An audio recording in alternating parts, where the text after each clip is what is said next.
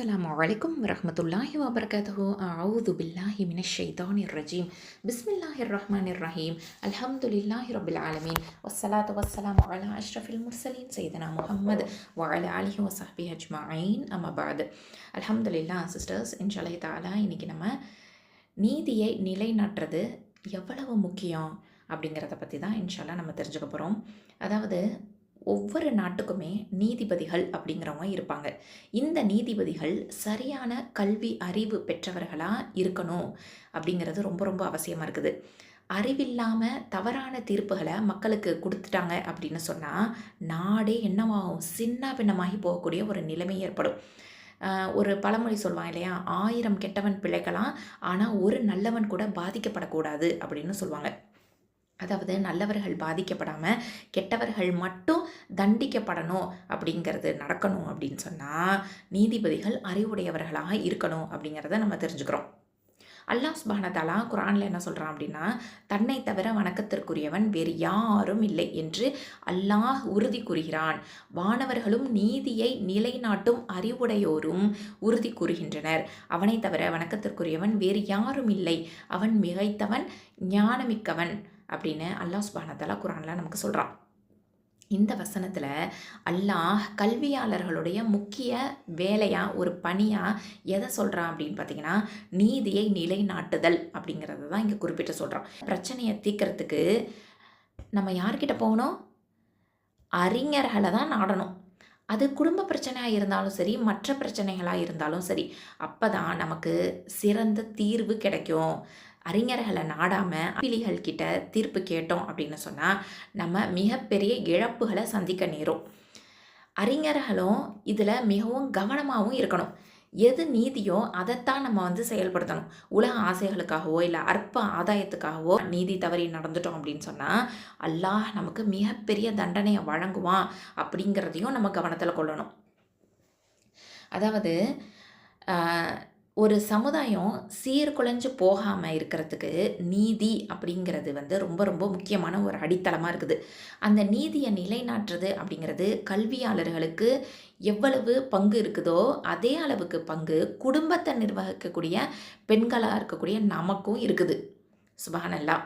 ஏன்னா அல்லாஹ் சுப்ஹானஹு தஆலா என்ன சொல்கிறான், அறிந்தவர்களும் அறியாதவர்களும் சமமாவார்களா அப்படின்னு அல்லாஹ் கேட்குறான்.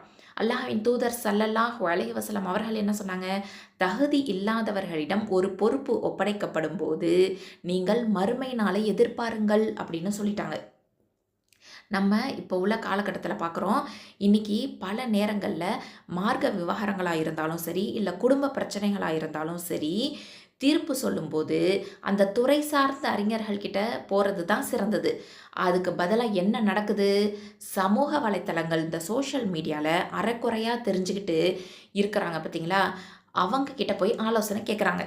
இது தவறான முடிவுகளுக்கு தான் வழிவகுக்கும் அப்படிங்கிறத நம்ம தெரிஞ்சுக்கணும். அல்லாஹ் சுப்ஹானஹு தஆலா குர்ஆனில் நீதியாக நடக்கிறதோட முக்கியத்துவத்தை பற்றி நமக்கு சொல்லி காமிக்கிறான். நம்பிக்கையாளர்களே, நீங்கள் நீதியின் மீது நிலைத்திருப்பவர்களாகவும் அல்லாஹுக்காக சாட்சி சொல்பவர்களாகவும் இருங்கள். அது உங்களுக்கோ அல்லது உங்கள் பெற்றோர் மற்றும் நெருங்கிய உறவினர்களுக்கோ எதிராக இருந்தாலும் சரியே அப்படின்னு அல்லாஹ் சுப்ஹானஹு தஆலா சொல்லி காமிக்கிறான். நிச்சயமாக நீதியுடன் நடப்பவர்கள் அல்லாஹ்விடம் ஒளியினாலான மேடைகளில் இருப்பார்கள் அப்படின்னு நபி ஸல்லல்லாஹு அலைஹி வஸல்லம் அவர்கள் சொல்கிறாங்க. சுப்ஹானல்லாஹ். அப்போது இப்போ உள்ள பாருங்கள் காலகட்டத்தில் இப்போது குடும்ப சண்டைகளாக இருக்கட்டும், நீதிபதி மாதிரி செயல்படுறது யார் அப்படின்னு பார்த்தீங்கன்னா பெரியவர்களாக இருக்கும், இல்லை தாய்மார்களாக இருப்பாங்க இல்லையா. அவங்க என்ன பண்ணுவாங்க, தன்னுடைய பிள்ளையோட பக்கம், அது ஆண் பிள்ளையோ பெண் பிள்ளையோ, தன்னுடைய பிள்ளையின் பக்கம் இருக்கக்கூடிய தவறை மறைச்சிட்டு பிறர் மேலே பழியை தூக்கி போடுறத பார்க்குறோம் இல்லையா. இதை நம்ம கவனம் வச்சுக்க வேண்டிய விஷயம் என்னென்னா, 1000 குற்றவாளிகள் தப்பலாம், ஆனால் ஒரு நிரபராதி தண்டிக்கப்படக்கூடாது அப்படிங்கிறது தான். இந்த ஒரு தர்மம் அறம் அப்படிங்கிறது நம்ம வீட்டிலேருந்து தானே தொடங்கணும். சுப்ஹானல்லாஹ். வீட்டிலையே ஒரு சார்பு நிலையை எடுத்துட்டோம் அப்படின்னு சொன்னால் நாட்டில் எப்படி இருக்கும்? அதனால் நம்ம கவனமாக இருக்கணும். அது மட்டும் இல்லாமல் உண்மையை மறைக்கிறது அப்படிங்கிறது பெரிய பாவம் அப்படிங்கிறது நமக்கு நல்லாவே தெரியும் இல்லையா. அதுவும் அற்ப ஆதாயத்துக்காக உண்மையை மறைக்கிறது இல்லையா? இன்ஜஸ்டிஸ் அப்படிங்கிறது எவ்வளவு பெரிய பாரதூரமான ஒரு விஷயம் அப்படிங்கிறத நம்ம நல்லாவே தெரிஞ்சு வச்சுருக்கோம். அல்லாஹ் சுப்ஹானஹு வ தஆலா நமக்கு வார்ன் பண்ணுறான் குர்ஆன்ல. என்னது? அல்லாஹ்வின் வசனங்களை அற்ப விலைக்கு விற்றுவிடாதீர்கள் அப்படின்னு சொல்கிறான். அது மட்டும் இல்லாமல் நபிகள் நாயகம் ஸல்லல்லாஹு அலைஹி வஸல்லம் அவர்கள் நமக்கு என்ன சொன்னாங்கன்னா, நீதிபதிகள் அப்படிங்கிறவங்க 3 வகையாக இருப்பாங்க. ஒருவர் சொர்க்கவாசி, மற்ற இருவர் நரகவாசியாக இருப்பார் அப்படின்னு எச்சரிக்கை விடுத்திருக்காங்க. அதாவது ஒரு சாரார் சொர்க்கவாசி, 2 சாரார் நரகவாசி அப்படின்னு சொல்கிறாங்க. அது என்ன அப்படின்னு பார்த்தீங்கன்னா, உண்மையை அறிந்து அதன்படி தீர்ப்பு வழங்கியவர் சொர்க்கவாசி. ஓகேவா? உண்மை என்ன அப்படின்னு தெரிஞ்சுக்கிட்டு அதன்படி தீர்ப்பு வழங்கியவர் யார்? சொர்க்கவாசி. இப்போது நரகவாசியில் 2 கேட்டகரிஸ் இருக்காங்க இல்லையா? அவங்க யார் அப்படின்னு பார்த்தீங்கன்னா, ஒருத்தவங்க உண்மையை தெரிஞ்சுக்கிட்டே தீர்ப்பில் அநீதி இழைத்தவர். உண்மைன்னு எதுன்னு தெரிஞ்சுக்கிட்டே தீர்ப்பில் அநீதியாக தீர்ப்பு கொடுத்தவர் நரகவாசி. இன்னொருத்தர் யார் தெரியுமா? அறிவில்லாமல் தீர்ப்பு வழங்கியவர். இவரும் நரகவாசி. அப்போது 2 கேட்டகரி இருக்காங்க. உண்மையை அறிந்தும் தீர்ப்பில் அநீதி இழைத்தவர், இன்னொன்று அறிவில்லாமல் தீர்ப்பு வழங்கியவர். இவங்க 2 பேருமே நீதிபதிகளில் நரகவாசிகள். நீதிபதிகள்னால் கோர்ட்டில் உட்கார்ந்துருக்கிறவங்க தான் நீதிபதின்னு நினச்சிக்கக்கூடாது. வீட்டுக்குள்ளாரையே நம்ம நீதிபதிகளாக செயல்படுவோம் நிறைய இடங்களில், இல்லையா? குழந்தைகளுக்கு மத்தியில் சண்டை நடக்கும் போதாக இருக்கட்டும், இல்லை குடும்பத்துக்குள்ளார உள்ள உறவுகள்னால சண்டை சச்சரவுகள் ஏற்பட்டதாக இருக்கட்டும், எல்லா இடத்துலையுமே நம்மளும் ஒரு நீதிபதியாக இருக்கக்கூடிய ஒரு நிலை ஏற்பட்டிருக்கும். அந்த இடத்துல நம்ம எப்படி நடந்துக்கிறோம் அப்படிங்கிறது ரொம்ப ரொம்ப முக்கியமான ஒரு விஷயம். இப்போ உள்ள காலகட்டத்தில் வரதட்சணை விவகாரங்கள், இல்லை சொத்து பிரிக்கிறதுல விவகாரங்கள், அதில் தங்களுக்கு சாதகமாக தீர்ப்பு வரணும் அப்படின்னு நினச்சிக்கிட்டு பொய் சாட்சி சொல்கிறதா இருக்கட்டும், இல்லை உண்மையை மறைக்கிறதா இருக்கட்டும், இதெல்லாம் சாதாரணமாயிடுச்சு. ஆனால் மறுமையில் மிகப்பெரிய தண்டனை இருக்குது அப்படிங்கிறத ஞாபகத்தில் வச்சுக்கணும். அல்லாஹ் சுப்ஹானஹு வ தஆலா குர்ஆனில் என்ன சொல்கிறான்னா, நீங்கள் அறியாதவர்களாக இருந்தால் அறிவுடையோரிடம் கேட்டு தெரிந்து கொள்ளுங்கள்.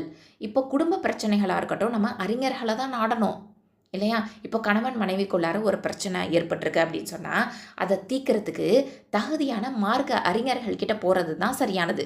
அதுக்கு பதிலாக ஊர்வம்பு பேசுகிறவங்கக்கிட்ட போகிறதா இருக்கட்டும், இல்லை குடும்பத்துக்குள்ளாரையே ஒரு சைடாக சார்பு நிலை எடுக்கிறவங்க கிட்ட போகிறதா இருக்கட்டும், அது மாதிரி நம்ம கண்டிப்பாக பண்ணவே கூடாது. அவங்கக்கிட்ட ஆலோசனையே கேட்கக்கூடாது. ஓகேவா? எரியிற நெருப்பில் எண்ணெயை ஊற்றுறது மாதிரி பிரச்சனையை வளர்க்குமே தவிர அது தீர்க்கவே செய்யாது. அதனால் நம்ம தகுதியான மார்க்க அறிஞர்கள், அதாவது குர்ஆனையும் சுன்னாவையும் தெரிஞ்சு வச்சுக்கிட்டு அதன் மூலமாக நமக்கு தீர்ப்பு கொடுக்கக்கூடியவங்க, அப்படிப்பட்டவங்க இருந்தாங்கன்னா அவங்கள நாடுறது தான் நல்லது. அது மட்டும் இல்லாமல் எந்த ஒரு விஷயத்துலையுமே சரியான கல்வி அறிவு இல்லாமல் கருத்து சொல்கிறதையோ தீர்ப்பு வழங்குறதையோ நம்ம கண்டிப்பாக தவிர்க்கணும். ஏன்னா ஆதாரபூர்வமான கல்வி அப்படிங்கிறது நமக்கு கொடுக்கப்பட்டிருக்குது குர்ஆன், அப்புறம் ஹதீஸு, இல்லையா? எந்த ஒரு விஷயத்துலையுமே சரியான கல்வி அறிவு நமக்கு இருக்கணும். அது இல்லாமல், இந்த குர்ஆன் சொன்ன வழி இல்லாமல் ஆதாரபூர்வமான கல்வியை நம்ம படிக்காமல் இருந்துட்டு அதுலேருந்து நம்ம கருத்து சொல்கிறதோ இல்லை தீர்ப்பு வழங்குறதோ கண்டிப்பாக செய்யவே கூடாது. அது தவிர்க்கப்படணும். அது மட்டும் இல்லாமல் இன்னொரு ஒரு விஷயம் என்ன தெரிஞ்சுக்கிறோம் அப்படின்னு சொன்னால், நம்ம சொந்த பிள்ளையாக இருந்தாலும் சரி, தவறு செய்யும்போது அதை தவறு அப்படின்னு நம்ம சுட்டி காட்டக்கூடிய மனப்பக்குவம் நமக்கு இருக்கணும். பிரித்து பார்க்கக்கூடிய மனநிலை நமக்கு இருக்கணும், இல்லையா? இது ரொம்ப ரொம்ப முக்கியமான விஷயம். இன்னொன்று என்னென்னா, மறுமை பயம் இருக்கணும். நம்ம சொல்லும் ஒவ்வொரு சொல்லக்கூடிய ஒவ்வொரு தீர்ப்பும் அல்லாஹ்கிட்ட விசாரிக்கப்படும் அப்படிங்கிற அச்சம் நமக்கு இருக்கணும். அது மட்டும் இல்லை, சரியான வழிகாட்டுதலும் நம்ம கொடுக்கணும்.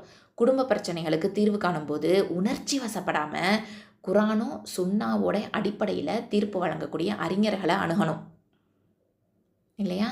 அல்ஹம்துலில்லாஹ். அது மட்டும் இல்லாமல் நம்பகத்தன்மை நமக்கு இருக்கணும். ஒரு நீதிபதிக்கு இருக்க வேண்டிய மிக முக்கியமான பண்பு என்ன அப்படின்னு பார்த்திங்கன்னா, நடுநிலைமை அப்படிங்கிறது தான். அற்பமான உலக லாபத்துக்காக ஒருபோதுமே அநீதிக்கு துணை போகக்கூடாது அப்படிங்கிறதுல கவனம் வச்சுக்கணும். அல்லாஹ் சுப்ஹானஹு வ தஆலா நம் அனைவரையும் நீதியை நிலைநாட்டும் கல்வியாளர்களாகவும் உண்மையை பேசும் நல்லடியார்களாகவும் ஆக்கி அருள்வானாக. ஆமீன் யா ரப்பல் ஆலமீன்.